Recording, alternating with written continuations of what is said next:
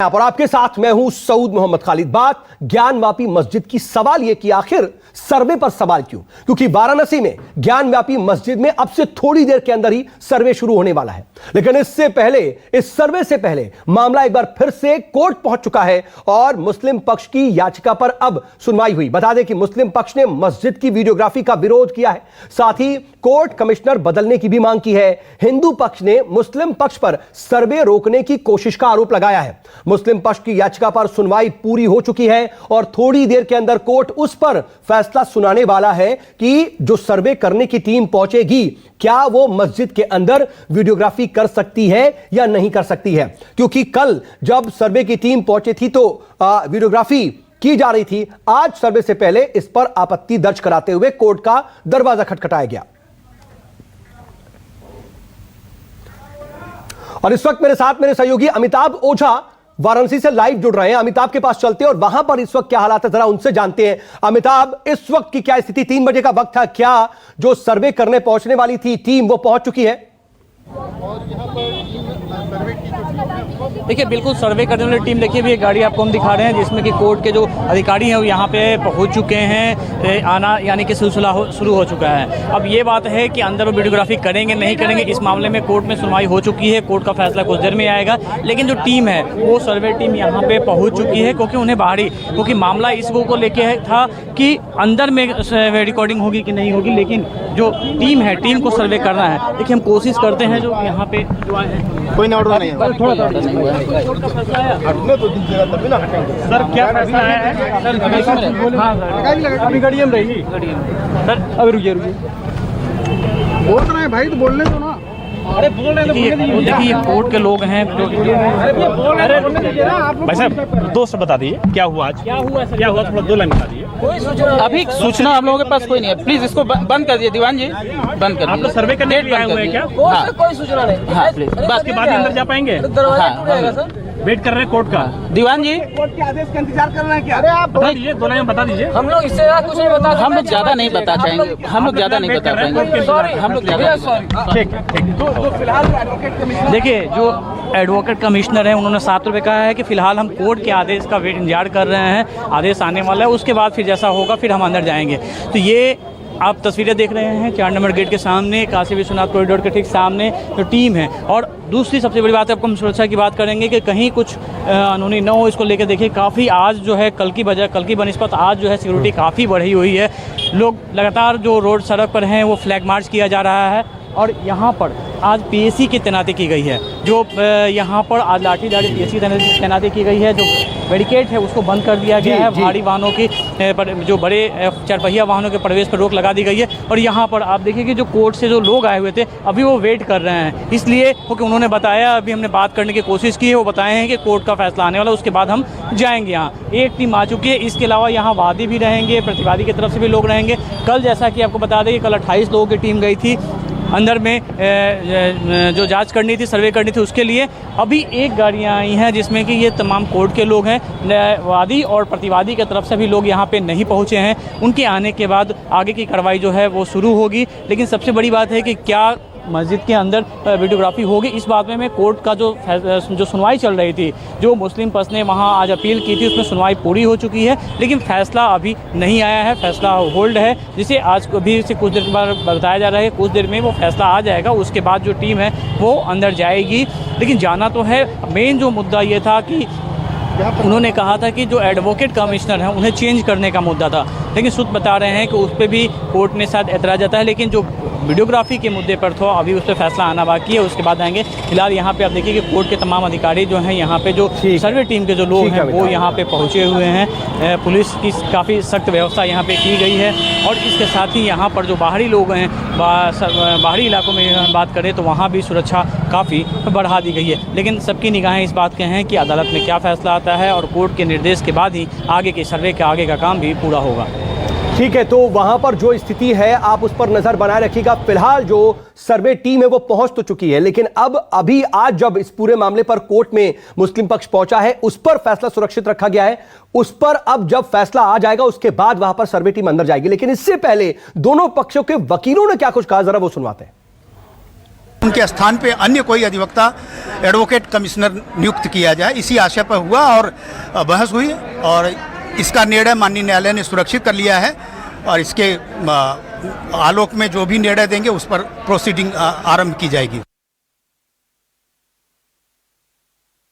अभी बहुत सारी बहसें हुई हैं दोनों पक्षों के तरफ से।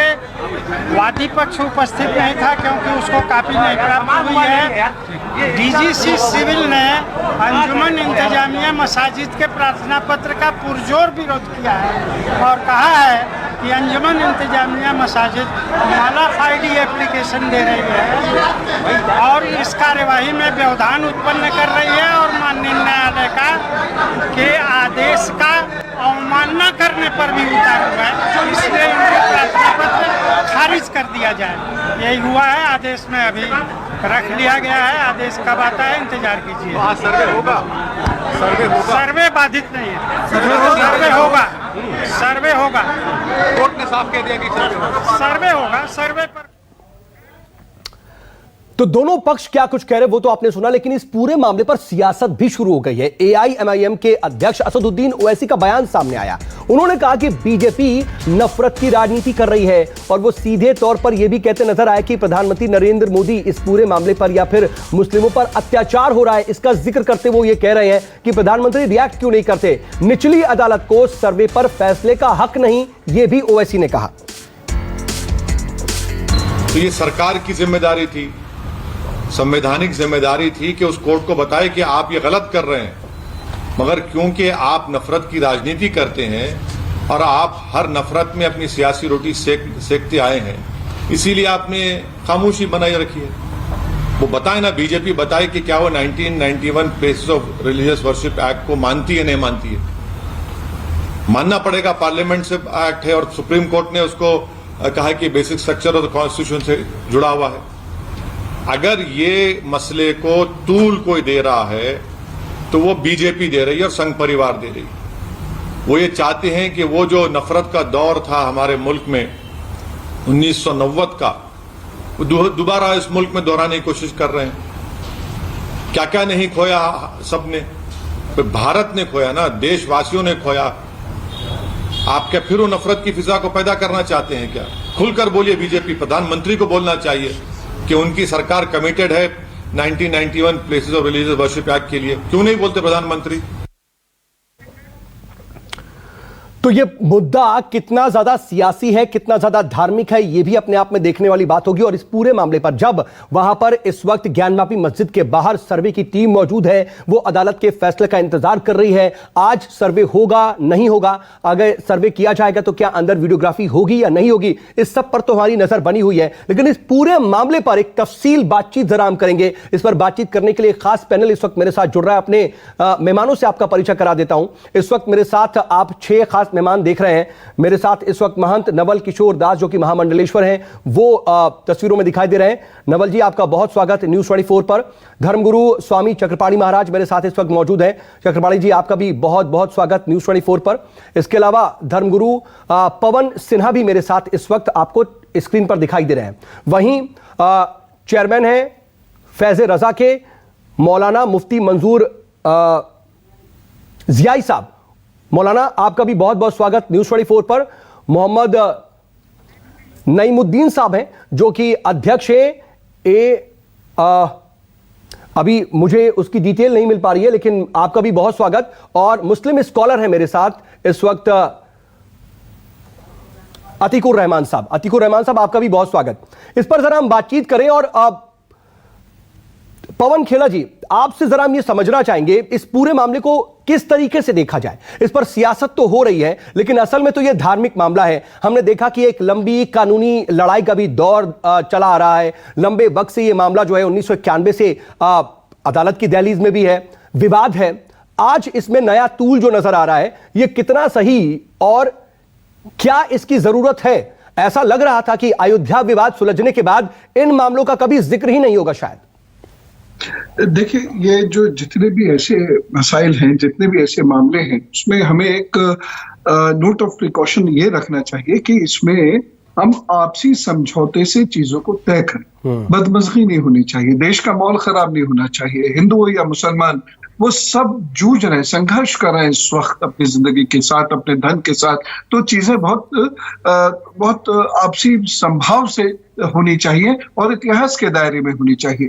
रही बात कानून की, तो देखिए अगर दोनों पक्ष तैयार हो जाते हैं, कानून में परिवर्तन करने में कितनी सी देर लगती है। वही पार्लियामेंट कानून में परिवर्तन भी कर सकती है, जिसने वो कानून बनाया था। ऐसे बहुत सारे अमेंडमेंट्स ऑलरेडी कानून के अंदर हो सकते हैं और पार्लियामेंट को ये आर्टिकल 368 को छोड़कर बाकी सारे अमेंडमेंट्स करने का अधिकार भी है। तो ये पता है और इसमें देखिए डॉक्यूमेंट्री एविडेंस भी है 1669 का। और इसका मैं रेफरेंस भी आपको दे सकता हूँ। मसीरी आलमगिरी 88 नंबर में मुस्तैद खान साहब का ये एक उसमें हलफनामा, उसमें जो एम्परर ने, उस वक्त के एम्परर ने यानी औरंगजेब ने जो इसमें मंदिर तोड़कर मस्जिद बनाई थी, उसका पूरा जिक्र है। तो हमारे मुसलमान भाई बहुत दरिया दिल हैं और दरिया दिली से वो हिंदू धर्मगुरुओं के साथ बैठ जाएं और आपस में इसका फैसला कर लें। इसमें फिर कोई राजनीतिक गुंजाइश ही नहीं रहेगी। नहीं लेकिन पवन जी, ये तो वही वैसा ही लग रहा है जैसे हम लोग कभी अयोध्या मसले पर बात करते थे ना, जब अयोध्या मामले का विवाद था, कोर्ट के बाहर उसका हल निकाल लिया जाए, आपस में बात कर लिया जाए। लेकिन उस वक्त एक सिरे से ये बात कही जाती थी कि अयोध्या विवाद का हल हो जाए, काशी और मथुरा की बात अभी नहीं होगी। और कई बार सियासी तौर पर भी इसका जिक्र किया जाता रहा कि ठीक है, हमारे लिए अयोध्या ज्यादा इंपॉर्टेंट है। लेकिन जैसे ही अयोध्या मसले का हल आया, अब वहां पर मंदिर निर्माण हो रहा है, सब कुछ सुचारू रूप से चल रहा है, तो फिर मथुरा और काशी का भी जिक्र तेजी से होने लगा। और हमको मालूम है कि 2021 में इस पूरे मामले में, चाहे वो ज्ञानवापी मस्जिद का मामला, उसने एक नया मोड़ लिया है।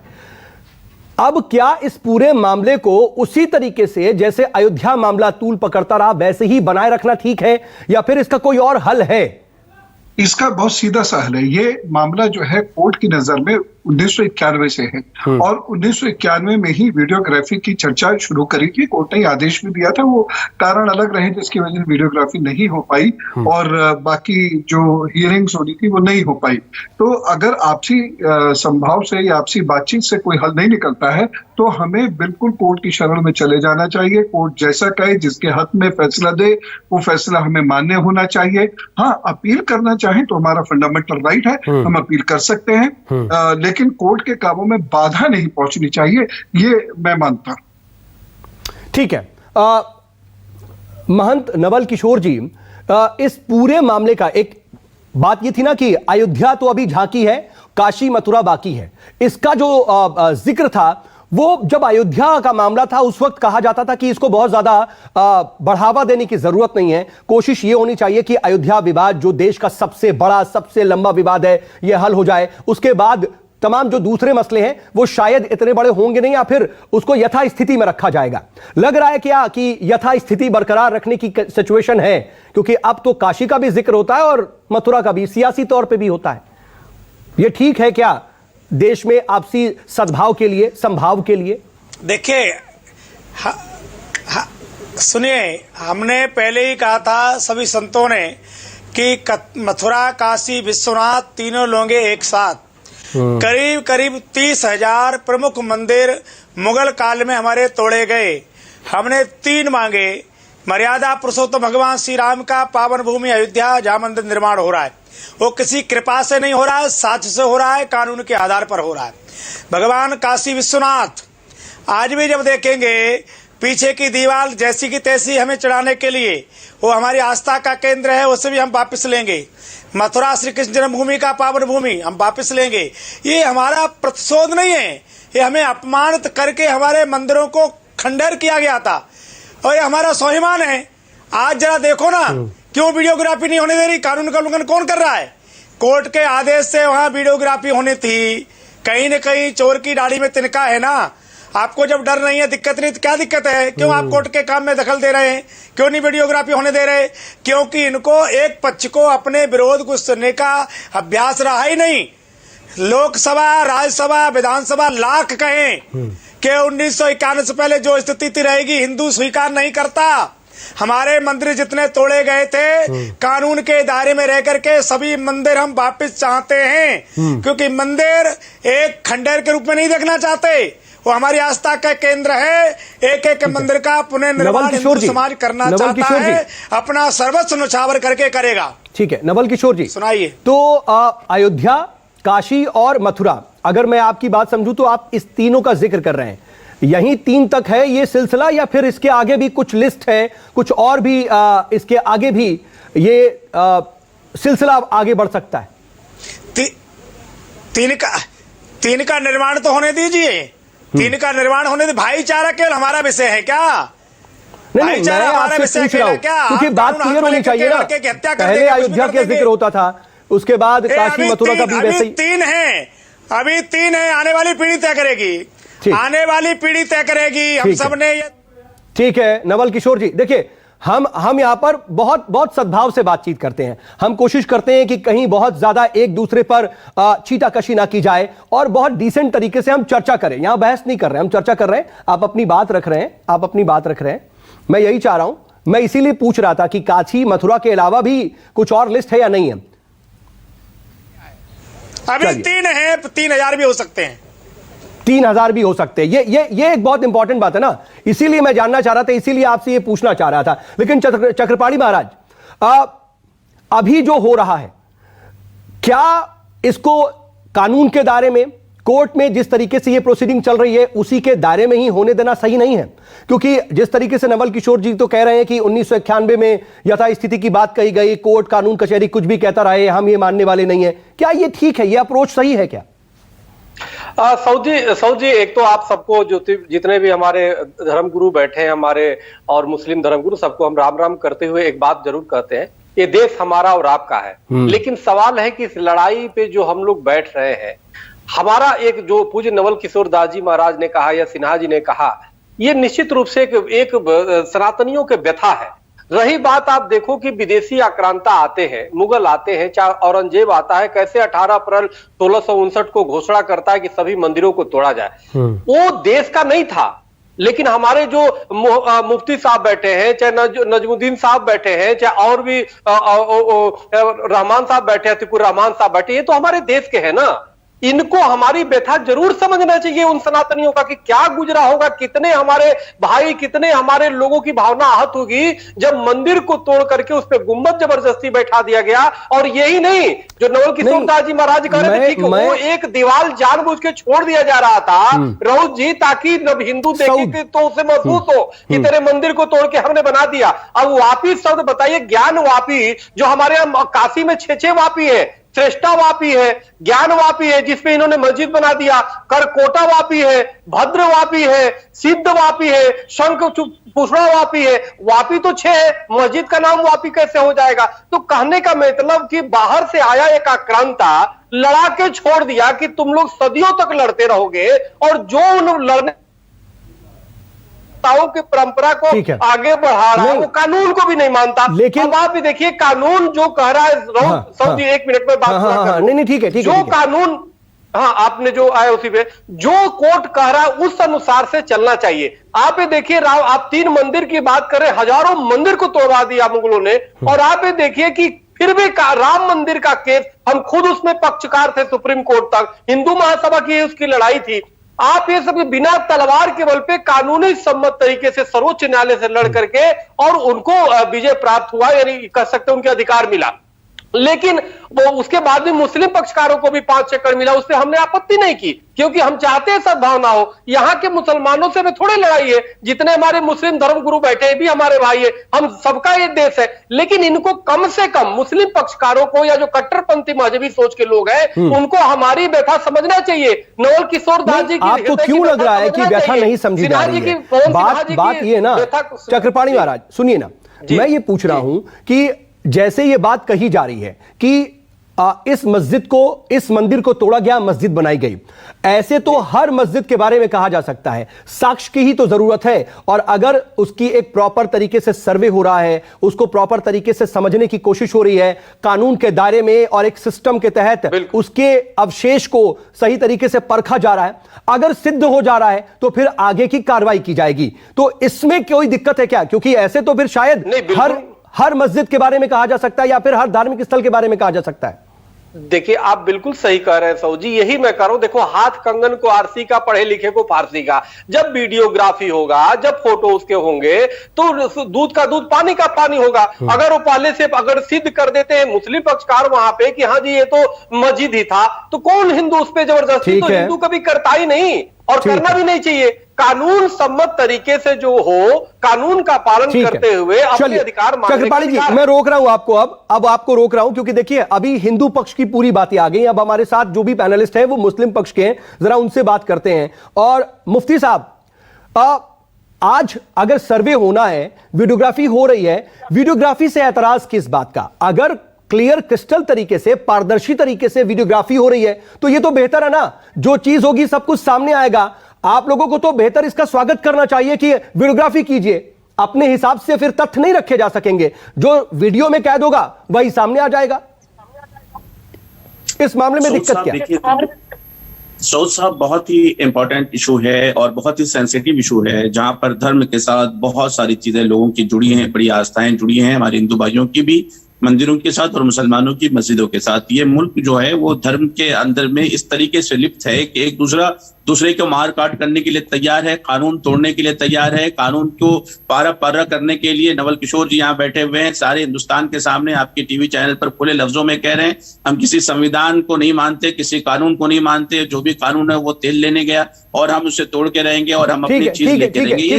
मैंने कहा कि जितने हमारे मंदिर तोड़े वो संविधान का प्रतीक है। मैंने यही कहा संविधान नहीं मानता हूँ। नहीं, आपने कहा कि कोर्ट कहता रहे। नवल जी, आपने पॉइंट असल में वही कहा था, इसीलिए मुझे रोकना पड़ा और मुझे आगे बढ़ना पड़ा था, क्योंकि आपने बात कुछ इसी तरह की कही थी कि कानून यथास्थिति की बात करता रहे, हम नहीं मानते।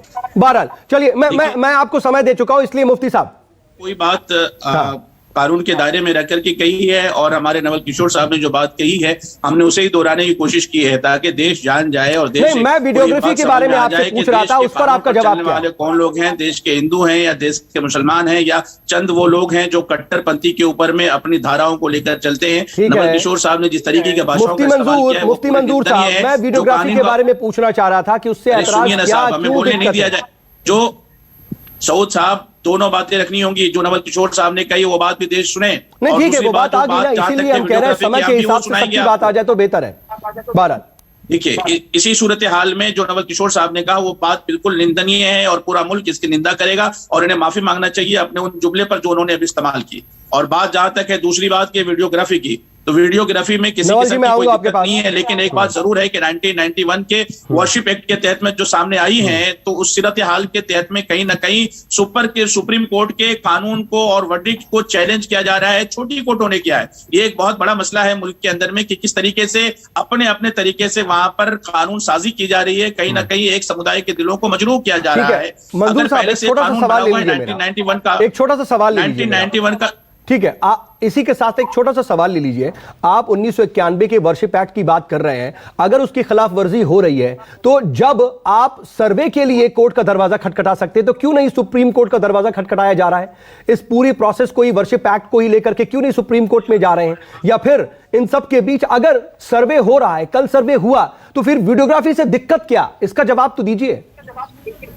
देखिए, सबसे इंपॉर्टेंट ये है कि वीडियोग्राफी में दिक्कत कहां पेश आई है। वो दरअसल मसला ये है कि 1991 के वर्शिप एक्ट के तहत में इसका खुलेआम उल्लंघन हो रहा है जो छोटी कोर्टें कर रही हैं। छोटी कोर्ट को इस बात का इख्तियार ही नहीं होता है कि वो इस तरीके की भाषाओं का इस्तेमाल करके वहां पर ऐसे लोगों को इंटर करवाए जिनके इंटर को सुप्रीम कोर्ट ने मना करके रखा है। वहां पर सिक्योरिटी एजेंसीज के लोग जा सकते हैं, वहां पर हमारे मुसलमान भाई इबादत के लिए जा सकते हैं। अगर किसी किस्म का वहां पर वावेला होता है तो कल होकर के मुल्क के अंदर में नफरतों के अंदर साहब, मुल्क जाएगा, आप तो ऐसी मेरी नफरतों बात का से जवाब बचाने नहीं के दे लिए रहे। हम लोग चाहते हैं कि कोई ऐसा काम ना हो जिससे कि मुल्क नफरतों की आग में झुलसने लग जाए। कोई नहीं हम चाहता चाहते हैं है। मुल्क ये और कोई प्यार नहीं और चाहता मोहब्बत है। के अमन और शांति की मुफ्ती धाराओं में मंजूर साहब, बहे, कोई नहीं न कि चाहता है नफरतों ये। के साथ। कोई नहीं चाहता है, लेकिन आपसे मैंने 2 या 3 बार पूछा, लेकिन आप वो जवाब नहीं दे रहे हैं कि वीडियोग्राफी से बेसिक दिक्कत क्या है। मैं मुतमईन नहीं हो पाया। और फिर अगर आपको लगता है कि छोटी कोर्टें इसकी खिलाफवर्जी कर रही हैं तो सुप्रीम कोर्ट का दरवाजा खुला है, क्यों नहीं कोई जा रहा। लेकिन नदीमुद्दीन साहब जो कि AIUC के अध्यक्ष हैं, यानी कि ऑल इंडिया उलेमा काउंसिल के,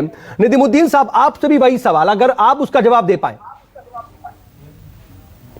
देखिए, तमाम झगड़ा खत्म करने के लिए नरसिम्हा राव की सरकार ने वर्शिप एक्ट बनाया था। उस वक्त भाजपा के भी थे, सभी थे। देश के संसद ने एक कानून बनाया।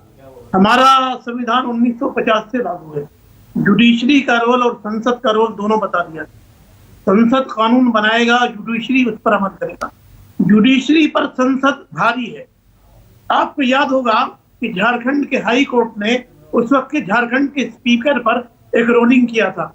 तो सोमनाथ चटर्जी जो स्पीकर थे, उन्होंने फाड़ करके फेंक दिया था और कहा था कि हाई कोर्ट को असेंबली के स्पीकर पर रोलिंग करने का कोई अधिकार नहीं है। तो मैं कहता हूं कि पार्लियामेंट के बनाए हुए कानून पर लोअर कोर्ट को क्या अधिकार है कि उसने वीडियोग्राफी को हुक्म दिया। एक बात।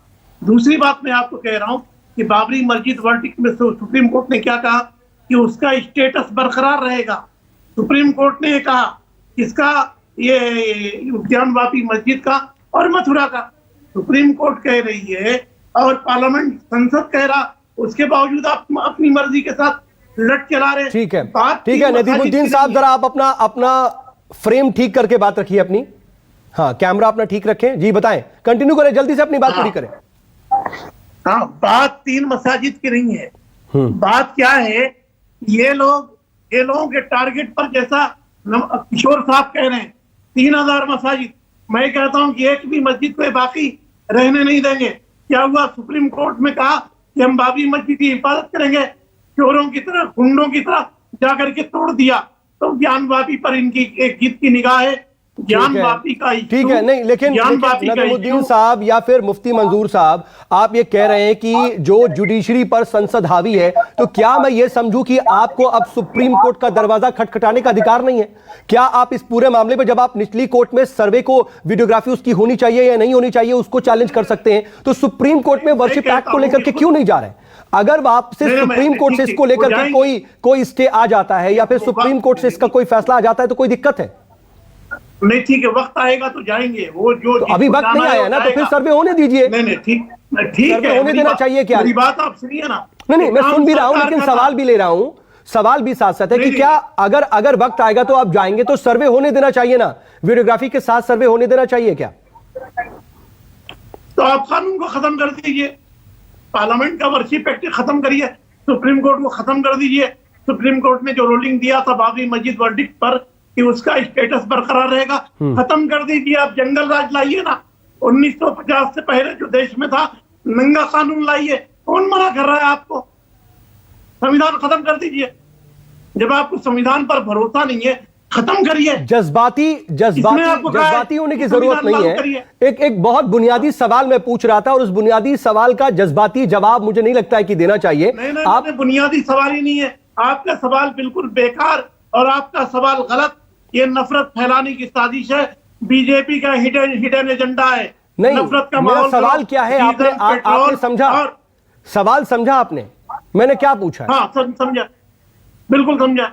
क्या समझा आप? ये बीजेपी का हिडन एजेंडा है। मैं आपसे, देखिए, न्यूज़ 24 लगातार निष्पक्षता की ही बात करता है। बेहद निष्पक्ष तरीके से हम हर बात रखते हैं, हर मसले पर बातचीत करते हैं। हम यहाँ पर बहस नहीं करते, हम डिस्कशन करते हैं। बार बार हम ये कहते हैं, लेकिन नदीमुद्दीन साहब 2-3 बार कहने के बाद भी आप जज्बाती हो रहे हैं। शायद मेरे सवाल को आप सही तरीके से समझ ही नहीं पा रहे हैं। आपको पता नहीं क्यों इसके अंदर कोई एजेंडा नजर आ रहा है, सो कॉल्ड। ठीक है, मैं आऊंगा आपके पास, मैं आऊंगा, वक्त दिया, लेकिन ठीक है। अतीकुर रहमान साहब, क्या मेरे बहुत बुनियादी सवाल के जवाब में आपको भी ऐसा लगता है कि ये एक कोई हिडन एजेंडा है? सीधी सी बात है ना कि या तो अगर सर्वे हो रहा है, सर्वे से कोई आपत्ति, कोई ऐतराज नहीं है, तो शफाफ तरीके से हो, क्रिस्टल तरीके से हो, पारदर्शी तरीके से हो, वीडियोग्राफी हो रही, तो शायद मुझे नहीं लगता कि इसमें कोई दिक्कत होनी चाहिए मुस्लिम पक्ष को। ऐसा नहीं है क्या? जी, सऊद भाई, हम लोगों ने, भारत के वासियों ने बहुत कड़वाहट झेली है। बाबरी मस्जिद के इशू के ऊपर सुप्रीम कोर्ट का वक्त काफी बर्बाद हुआ है। सुप्रीम कोर्ट में कई बार हमारे जस्टिस साहिबान को यह कहना पड़ा था कि क्या आप भारत के लोगों को चैन से जीने देंगे। ये बात भी सामने आई थी कि हिस्टोरिकल रॉन्ग्स जो कमिट हुए हैं पास में, आक्रांताओं ने जो किए हैं उसके ऊपर हमारा कंट्रोल नहीं है, लेकिन प्रेजेंट के ऊपर हमारा कंट्रोल अवश्य है। दो चार बातें मैं करना चाहूंगा, थोड़ा सा ब्रीफ होने की मैं कोशिश दे दूंगा, लेकिन पॉइंट टू पॉइंट अगर आप उसको प्रिसाइज तरीके से रख दें। यस, आपका जो बुनियादी सवाल यह है कि वीडियोग्राफी में आपत्ति क्या। मैं दोनों बात कह रहा हूं, अगर आपको सर्वे से दिक्कत नहीं है तो वीडियोग्राफी के साथ कीजिए, नहीं तो आप सुप्रीम कोर्ट के वर्शिप एक्ट के खिलाफ आप जाइए। दोनों बातों का पिन पॉइंट जवाब देना चाहूंगा। आज तक की 1947 से आपको पता है प्लेबेसाइट जम्मू एंड कश्मीर में क्यों नहीं हो पाया सऊद भाई? इसीलिए नहीं हो पाया है कि भारत ने कहा कि पाकिस्तान अपनी फौजें पीछे ले और पाकिस्तान ने कहा कि भारत अपनी फौजें पीछे ले, इसीलिए प्लेबेसाइट नहीं हो पाया, इसीलिए 370 का तीखड़ा फोड़ा गया, इसीलिए जम्मू एंड कश्मीर का पूरा के पूरा जो टेररिज्म का मामला है आज तक की जिंदा है। आज सत्ताधारी लोगों के बीच में वीडियोग्राफी के ऊपर मुसलमानों को भरोसा नहीं है।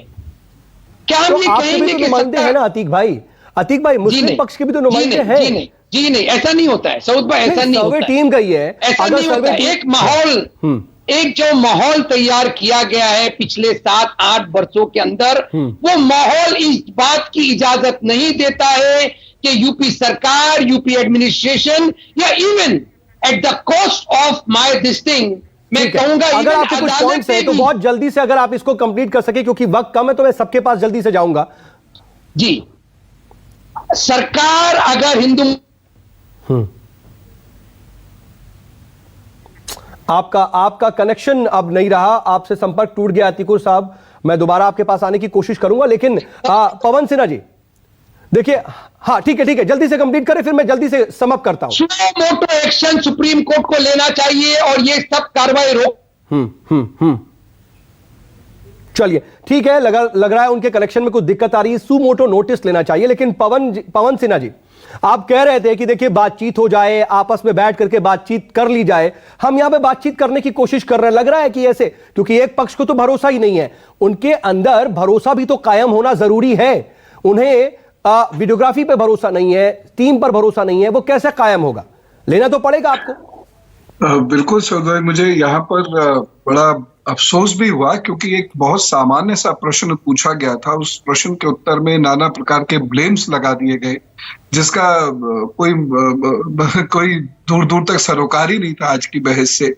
लेकिन इन सब हालातों को देखकर तो स्पष्ट ये लग रहा है कि हम कोर्ट की शरण में जाएंगे और हमारे कोर्ट में तो मामला है, अभी सर्वे हो रहा है। नवल किशोर जी, कम से कम सब कुछ हो, सारी किसी भी मसले का हल हो, लेकिन कानूनी तरीके से ना, न्याय सम्मत तरीके से तो होना चाहिए, मुझे लगता है। इसमें तो कोई एतराज नहीं भैया। कोर्ट ने आदेश किया है वीडियोग्राफी का, हमने नहीं दिया है, बीजेपी ने नहीं दिया, आरएसएस ने नहीं दिया, विश्व हिंदू परिषद ने नहीं कहा है। कोर्ट ने कहा है कि एक बार तथ्य सामने आ जाए कि वहां मंदिर था या मस्जिद थी, तो मुझे लगता है दोनों को प्रसन्न होना चाहिए, हमको तो कोई आपत्ति नहीं है। वीडियोग्राफी करो, पता तो लगे उसमें है क्या। ठीक है, स्वामी चक्रपाणी जी, आप एक वरिष्ठ पत्रकार हैं, मैं आपको चैनल आपका बहुत ही अच्छी निष्पक्ष दिखाता है। देखो, व्यथा समझना चाहिए हिंदू सनातनियों को, लेकिन जैसे आपकी भाषा मौलाना नजमुद्दीन साहब नहीं समझ पा रहे हैं, उसी प्रकार से हमें लगता है कुछ इस तरह के सोच के लोग हैं, वो हिंदुओं की व्यथा नहीं समझ पा रहे। अब देखो, हमारे अतीकुर रहमान जी इस्लामिक स्कॉलर है, उनको सरकार पे विश्वास नहीं है, उनको कोर्ट पे विश्वास नहीं है। कुछ दिन बाद कहेंगे कि यहाँ सरिया कानून लागू कर दो, यहाँ पे मुस्लिम मुख्यमंत्री और प्रधानमंत्री बना दो, इनके विचारधारा का सद्भाव और आपसी सहयोग, एक बड़ा दिल रख करके बातचीत होगी, बड़ा दिल रख करके एक दूसरे की व्यथा समझनी पड़ेगी। चक्रपाणी जी कह रहे हैं कि हमारी हिंदुओं की व्यथा समझो, तो फिर उसी तरीके से दूसरे पक्ष की भी व्यथा शायद समझनी पड़ेगी, इसी से बातचीत होगी। लेकिन जल्दी जल्दी मैं मुस्लिम पक्ष के लोगों से भी रिएक्शन ले लूं। मुफ्ती मंजूर साहब, ठीक है,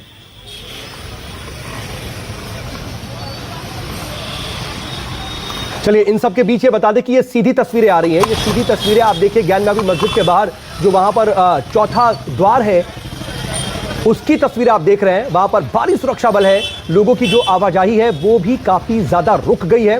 अब यहां पर अंदर सर्वे टीम जाने वाली है। कोर्ट के फैसले का इंतजार हो रहा है।